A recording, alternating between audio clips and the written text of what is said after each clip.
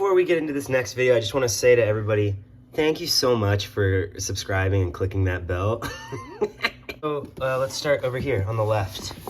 We've got the Arabian Nights translated by Hussein Hadawi, and based on the text of the 14th century Syrian manuscript. This is a selection.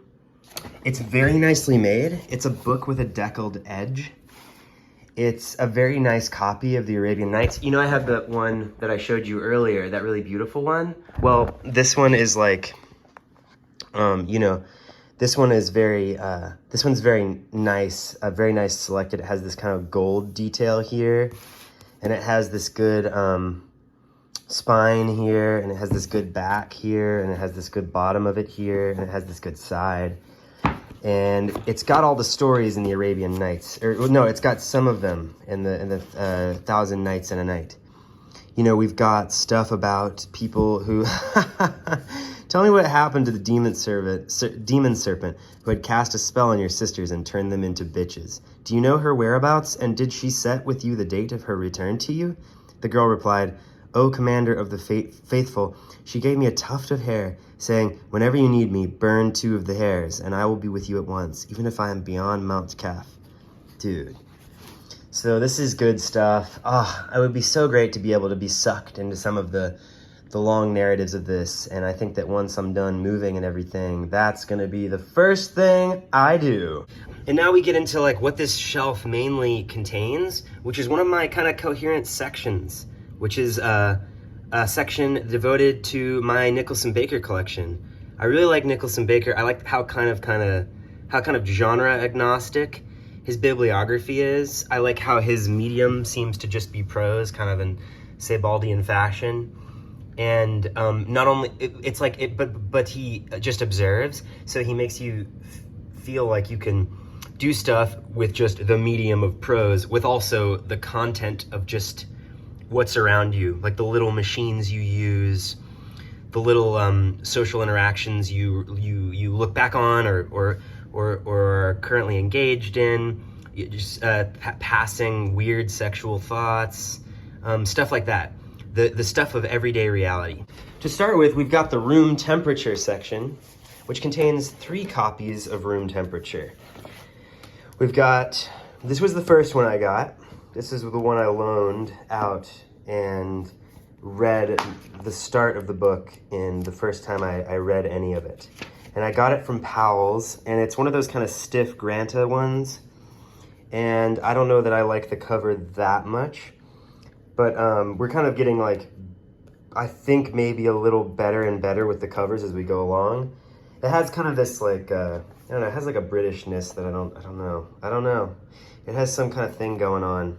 Kind of looks like a, I don't know. It looks like a, I don't know. But it's UK. It's a UK edition, and this has got the text. They all remarkably have the same typography and the same pagination. So they're all, and I've just been collecting these because I think starting with my read of this book last time I read it, which was at the start of this year, 2024, for a video called Room Temperature and the Book Freeze, which I think was the first book I published book I published. Keep dreaming. First video I published this year. Like, that read really affected me, and then I ended up reading a good chunk of this copy that I picked up in Knoxville when I was on a trip to Knoxville, and I just needed to read the book for comfort.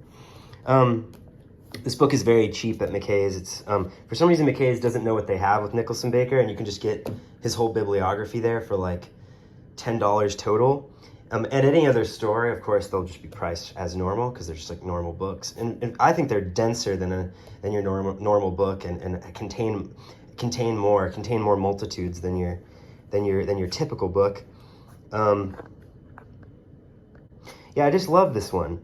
I'd be interested to hear what people's favorite cover is of the 3. We've got this middle one that's warm and really highlights the care for Bug, the warm reflections on the start of their relationship, the warm reflections on this and that, and from his family and all the whatever. It's funny how in this video right now I'm like supremely supremely poorly spoken, but these books are so eloquent. Wow, my brain is like not functioning right. These books are, this is definitely the Nicholson Baker to start with if you like a Jamesian sentence.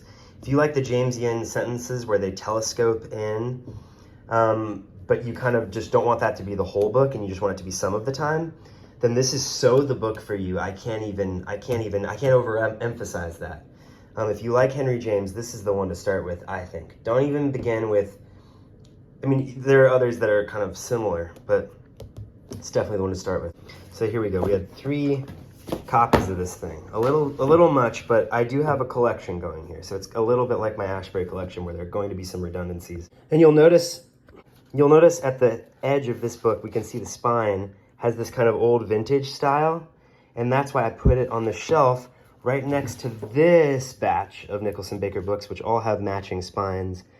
We've got the Mezzanine, Vox, the Fermata, You and I, and the Size of Thoughts. Those aren't in chronological order. But I basically love every one of these books. The ones I've read the most are Fermata, You and I, and Mezzanine. Vox, I still need to reread. So we've got Mezzanine here. I think there might be some notes in it from a recent read. We've got The Size of Thoughts, which is not very marked up, but it's got lumber in it, and it's got stuff about books as decoration. Not books as decoration, books as furniture, where books as decoration are kind of, it's like books as decoration to the extent that furniture is decoration, you know? But this is a really lovely essay, Books as Furniture. Discards is a great essay. Model Airplanes is a fantastic essay. This essay on the novel by Alan Hollinghurst, I want to say that's specifically alluded to in You and I, or he at least talks about reviewing books. I think he talks about like reviewing books with a similar mind frame to like what Updike uses, or like kind of viewing Updike as a colleague in book reviewing, and how that's troublesome and also comforting or something. This is the funniest and best book. This might be, I think this is my favorite Nicholson Baker book of late. Even though I love Room Temperature, even though I love House of Holes, even though I'm an anthologist stan, even though I love Substitute, I think You and I, this is not my favorite copy of You and I think the first edition cover of You and I, in the hardcover and in the paperback, is the best looking one. This one still looks fine, and it still has the same typography and pagination as the one with the splendid cover. But this is probably my favorite. It's the funniest one. And I think its genre unclassifiability, I think, makes it really invaluable in Nicholson Baker's bibliography. Others are novels, are autobiographical-ish novels. Others are like fantasy novels. Others are books of nonfiction that might be weird in some way or other. But this really feels like a book of like nonfiction, fiction memoir. It's called like, he calls it, what does he call it at some point in here? Like a memory novel or a memory dossier or something. There's a part in this book that I don't want to spoil. You should get to it, where he talks about what you might call the genre of this book, and he lists a bunch of candidates, and they're all kind of cool, and some of them stick with you more than others. But we've got You and I. We've got the Fermata, which I recently read and loved. There are a couple chapters that'll make you wince if you are somewhat faint-hearted. But it's a lovely novel. It's like I really liked I just thought it worked as a novel. I just felt like suspense was ratcheting up. I thought we were like kind of hearkening back to that initial office setting the right amount.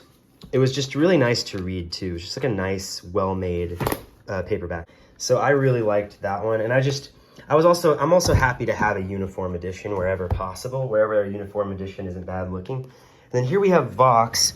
And I think the special thing about my copy of Vox is that it is signed by Nicholson Baker. I got it signed by him when he came to the Sem Co-op, and I just, I had like some of his books. I was already into them. I forget exactly why I was into them. Maybe I was just like, maybe I'd heard of the Mezzanine on some like list I was looking at in college or something. But I was already into Nicholson Baker somewhat. I think I liked Mezzanine and Box of Matches at that point. Those are like great ones to start with too. I mean, you don't have to start with Room Temperature. I think if you're just, for the general reader, I think Box of Matches and Mezzanine are great starts. I recently recommended Mezzanine to a friend, and it worked so well. Like the friend loved it, because the friend liked Proust.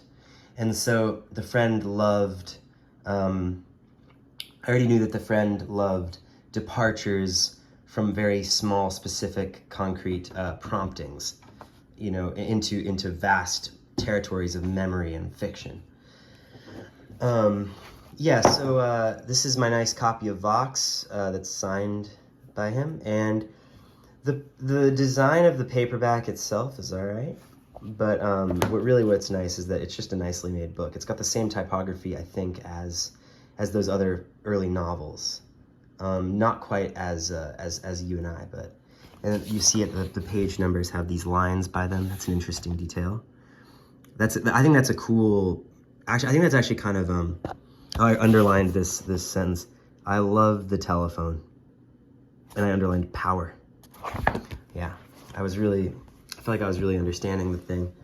But I think I really wasn't as equipped for a read of Vox on my first time as I would be now, because I don't have as faint of a heart. I think I'm better at hearing dialogue in my head. I think I generally read slower and a little more carefully now. And I also just know a lot of Nicholson Baker's other books, so I feel like it's gonna be more like something written by a friend. These are common themes of the book tour. It's like, which books are friends? Of course, Neil needs to reread everything, you know? So yeah, that's the stack so far.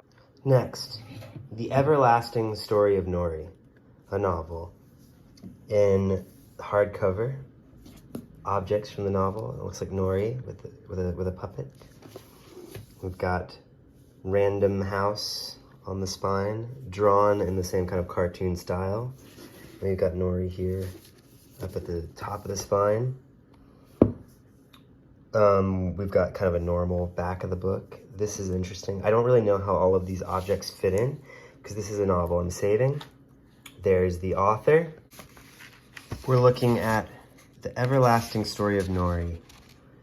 Here we have a title page that says that it's a first edition of this book. So it's kind of like from 1998. This is like the hardcover it was published in. It's for the author's dear daughter, Alice, the informant. I just think this is going to be a really splendid book. I think this is kind of where it's all going to come together. I'm saving this for I want a soft green chair, and I want a fresh glass of Pedialyte, and I want to feel really cozy, and I want to have a nice light to the room, and I want to have the room painted a lovely shade of brown, and I want the temperature of the room to be perfect, and I want to feel very comfortable and not stressed about anything, not stressed about any sort of domestic happening or work or YouTube. I don't want to feel anything except the ability to slowly walk forward in a novel, foot over foot. And that's the circumstance in which I want to enjoy this book, which I cannot wait to enjoy. We've got here in the back, we've got that the book is 226 pages long, and then there's a quick about the author. Yeah, so this is The Everlasting Story of Nory, one of the things to most look forward to in my collection of Nicholson Baker books. This is going to be unique among his books, I think, as being something written not necessarily for children, but from a child's perspective, which I don't think any of his other books are. I think other books are written from the perspective of 20-something guys, or like, or college professors, or ageless creatures in the House of Holes, or something like that. or from Nicholson Baker's own life, you know. So I think this is going to have a special power. Next, we got Double Fold, Libraries and the Assault on Paper, winner of the National Book Critics Circle Award for Nonfiction. This is a paperback edition. You can see that on the front we have this like tight, like rectangular border, and then we have this kind of off-kilter thing from like scans of something that kind of look like they're singeing the paper or kind of burning things. It's a longer book.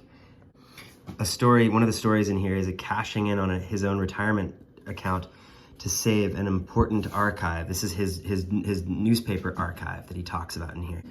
I think something about Nicholson Baker's nonfiction is that it has a bravery to it. So this is the paperback from 2002.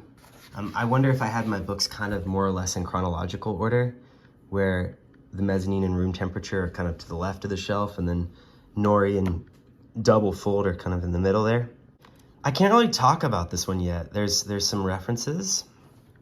You can see that it's roughly 300 something pages long, kind of long as his books go.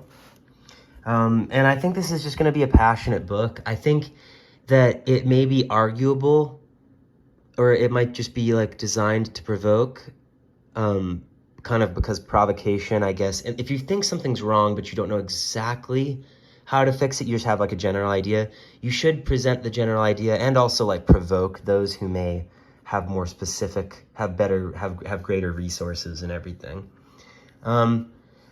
I've spoken to people who feel like the topic of this book is kind of stupid, because they're just like, no, we should also, you know, you can't keep everything around forever or whatever. And I'm sure that's all answered in this book, and those people should just read it, you know.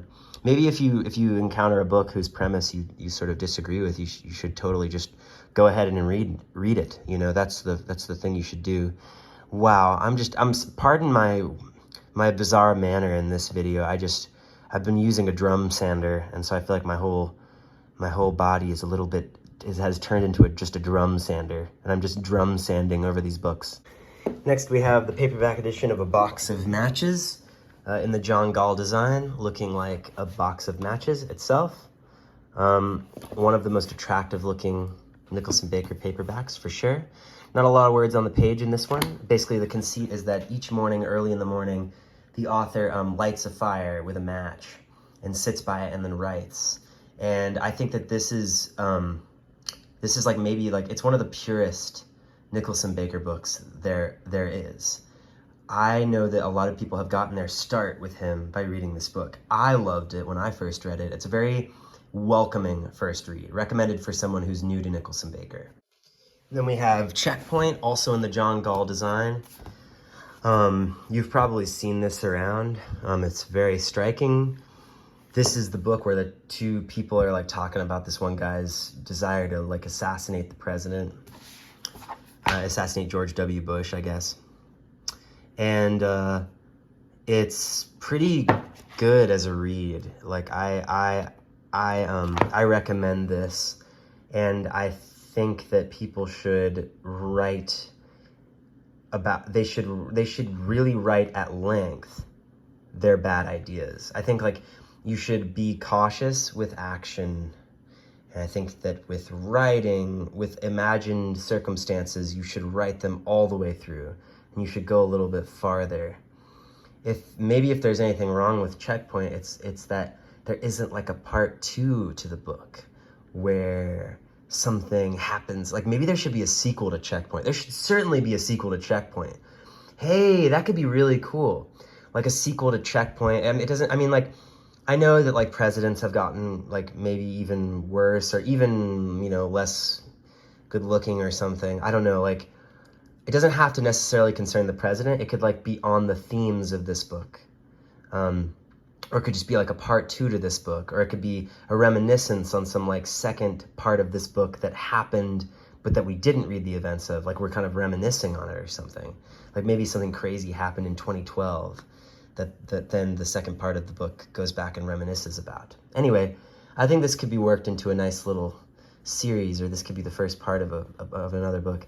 One thing that's interesting about Checkpoint is that I made a video about it when I was reading it last, because I wanted a video from my YouTube. So if you look on Leafy Concern, you will find another video on Checkpoint. Here it is, House of Holes, Nicholson Baker. Jacket designed by Jason J. Hoyer. Good job, Jason. We've got this hole, and we're tunneling into it. Reminds me of the tunnel between the work and you in Self-Portrait and a Convex Mirror. Yeah, if you've not read this thing, you know what I mean? If you're, this is good for, it's a great date night read. Great date night read. You and your loved one should read this book aloud, cover to cover. I highly recommend this book to anybody who is just, you know, they're just, they like fantasy, and they like, and they think that people being frank people being frank and people being unembarrassed makes them laugh in a good way, where they feel kind of rescued by it, you know? If you want to kind of open your throat up, if you want to kind of, oh my God, if you want to kind of open up your, if you want to get yourself talking, this is a good book. This is a decent book. This is a very decent book, House of Holes. The Anthologist. This is one of the ones I had in my possession when I got him to sign some books of mine. I didn't read it for a long time until I listened to the audiobook, which is read by Nicholson Baker. Highly recommend the audiobook. Occasionally I would go back into the book and find what I was liking in the audiobook and underline it in here. Yeah, this is another great starting point. Good for fans of music and poetry. Good for people who want to better understand what Louise Bogan's deal is. Then we got Traveling Sprinkler. I remember reading this at EVP, the coffee shop. I like it a lot, but I'm excited to read it as a sequel to The Anthologist now, because it is kind of, it's Paul Chowder, it's the same person. Traveling Sprinkler is interesting to me because it marks this period where he stops writing novels for a while. It marks the start of that period, and this Blue Rider Press that he put out this book with and Substitute with is no more, this Blue Rider Press. And I just like, I am interested in why he doesn't publish novels anymore. It'd be cool to see more novels from Nicholson Baker, I think.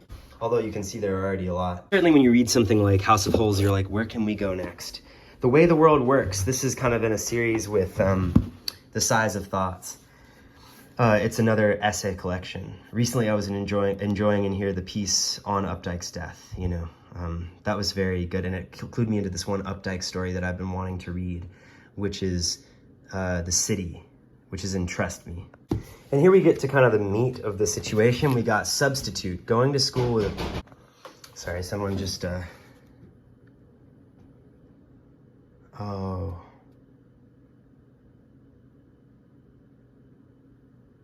Yeah, I think I know what just happened. Yeah, I had somebody do a chore for me, you know, and then or go get something, and then they probably saw that I was in here making YouTube videos, and they were like, okay, why am I going and getting this for you or something? And then they banged on the door pretty hard. So that kind of scared me. Anyway, Substitute, great read aloud. Very long book, 700 pages. Really worth getting, really worth taking a look at. Will teach you a lot about what it's actually like to be a teacher and what kids are like. This style of writing, very, very appealing to anyone who likes autofiction, because it's just closely observed, raw material. It's kind of like this is a piece of research, so it's not really honed down into a novel. But if you were to hone it down into a novel, you would have a piece of autofiction. Here we have Joe Gould's Teeth by Jill Lepore. I just got this because it was nice and it was on sale, so I think it's going to be a nice piece of nonfiction. We got Ways of Seeing. There was a time when I watched Ways of Seeing, and it kind of the video kind of made me cringe a little bit, but the book is cool and it's got lots of pictures and it's kind of nicely laid out. Maybe a good thing to read to prepare you to go to the museum. We got The Divine Comedy. This should be with, I think I will eventually put all the modern library books together in one place. This is The Divine Comedy by Dante Alighieri, and it's like the whole thing of the Divine Comedy, you know? It's the whole thing. all 3 parts, but it's like published in prose. This is probably covered in my Modern Library books video. When I get the new library going, I'll just put them all together in one place. We've got Eyes by William...